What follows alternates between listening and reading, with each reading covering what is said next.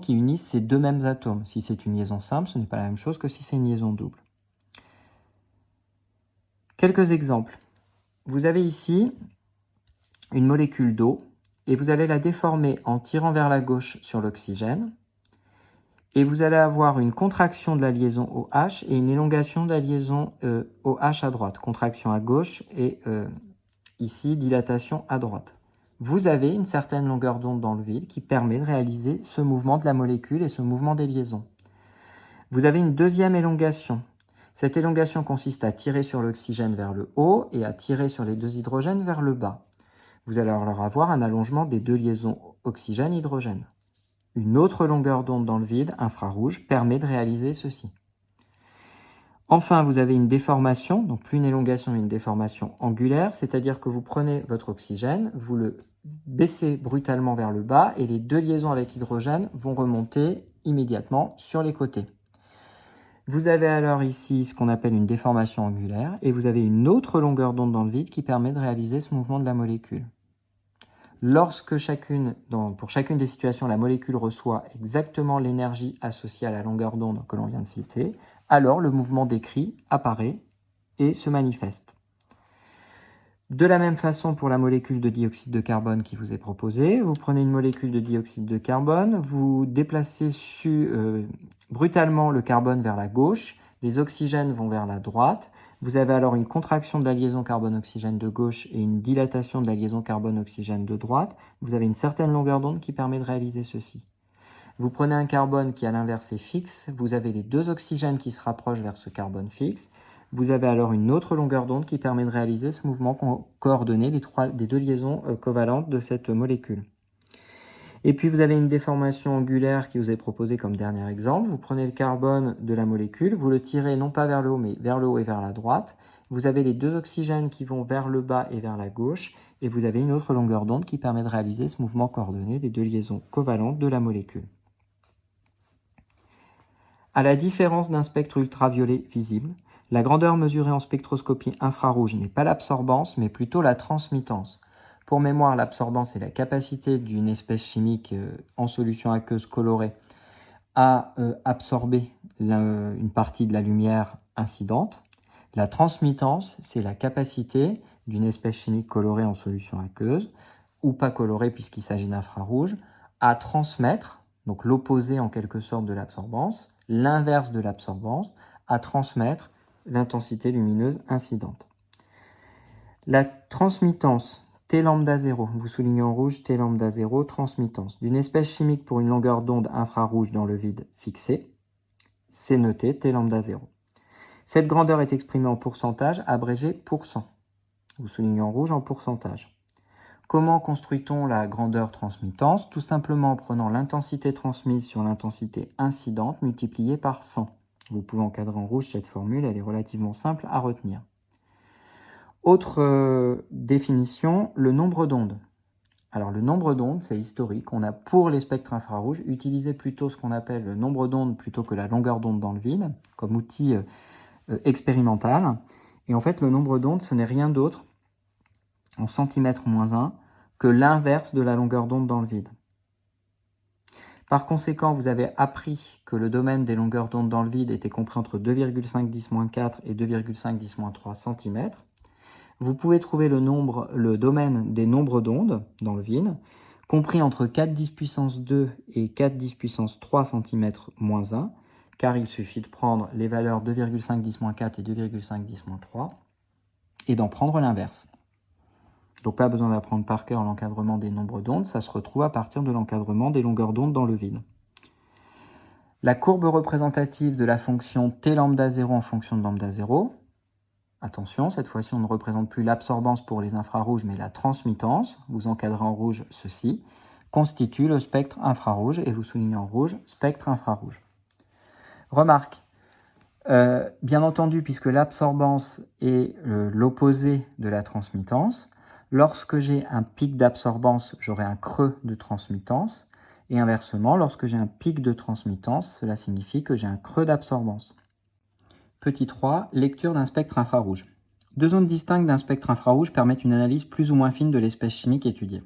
Si sigma 0 est strictement inférieur à 1200 cm-1, c'est la zone de l'empreinte digitale. Vous soulignez en rouge sigma 0 strictement inférieur à 1200 cm-1, zone de l'empreinte digitale, de l'espèce chimique. Elle permet à elle seule l'identification d'une espèce chimique par comparaison à des spectres infrarouges de référence.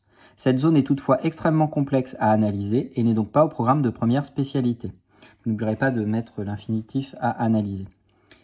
Si sigma 0 est supérieur ou égal à 1200 cm-1, c'est la zone des pics ou bandes caractéristiques. Vous soulignez en rouge, zone des pics ou bandes caractéristiques. Cette zone permet d'identifier la présence de liaisons covalentes spécifiques et donc de valider ou invalider la présence de groupes caractéristiques. Cette zone donne donc des informations plus générales sur l'espèce chimique testée. Quelques pics ou bandes caractéristiques. Vous voyez qu'à chaque fois, on vous décrit la liaison à laquelle ces pics ou bandes sont associés.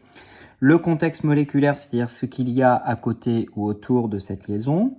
Le nombre d'ondes avec en général une fourchette qui vous est donnée ou une valeur approximative. L'intensité du pic.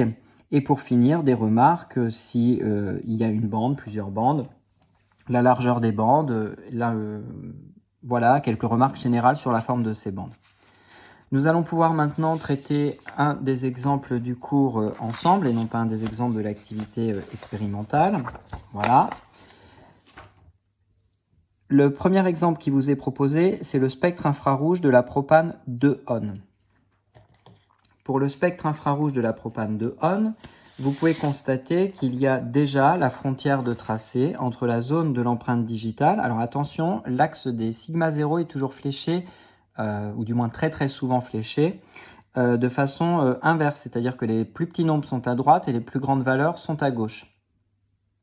Ce qui signifie que la valeur 1200 cm-1 se trouve ici et on vous a mis une frontière. La zone de l'empreinte digitale n'est donc pas étudiée par vous, par contre vous avez étudié la zone des pics ou des bandes caractéristiques. La propane 2-on, on vous demande d'indiquer sa formule développée. C'est toujours bien d'avoir la molécule avec toutes ses liaisons sous les yeux quand on veut l'étudier. Voici donc la formule développée de la propane 2-on.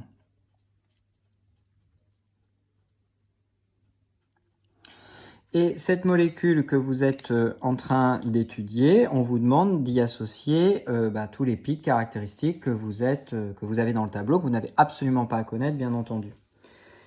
Alors, vous pouvez constater que dans la propane 2-on, vous avez une C-double liaison O dans un contexte de cétone. Si je regarde dans mon tableau de référence, on m'indique que cette liaison doit sortir à un sigma 0 d'environ 1700 cm-1.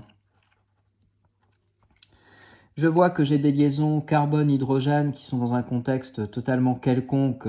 Et là, je dois avoir une bande à environ 1400 cm-1. Je dois avoir également une bande possiblement entre 2800 jusqu'à 3100 cm-1. Je me réfère toujours au tableau de référence de l'activité de chimie numéro 11, avec une forte intensité pour ces bandes-là.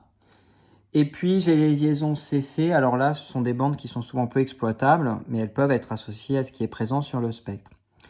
J'observe ici, très nettement, une double bande qui est localisée autour de 1400 cm-1.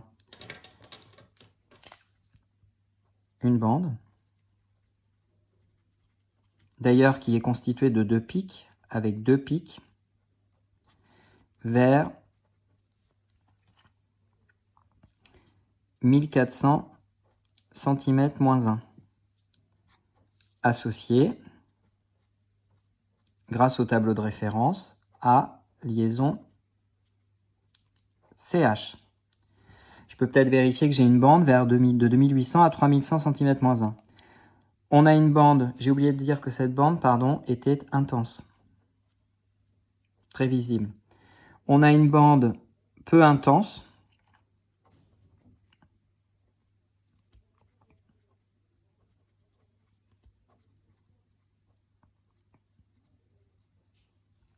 On voit que sur cette bande, il y a plusieurs petits pics. On en voit 3. Vers 3000 cm-1, un peu avant. associé à liaison CH. Et puis pour terminer, on a une bande très caractéristique, une bande ou un pic. D'ailleurs, ça serait mieux un pic. À 1700 cm moins 1, environ, tout ça c'est approximatif, qui est associé à C double liaison O. Conclusion, ce spectre